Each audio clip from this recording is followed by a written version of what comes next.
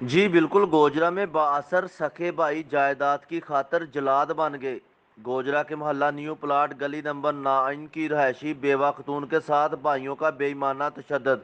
اپنی ہی بہن کو جائیداد کی خاطر اغوا کر کے کمرے میں بند کر دیا اور اس پر شدید تشدد کیا۔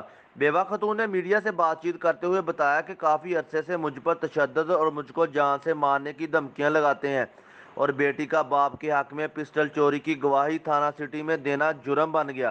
میرے گھر کی جگہ پر قبضہ کرنے کی کوشش کرتے ہیں۔ جائیداد کی خاطر اپنا ہی خون سفید ہو گیا۔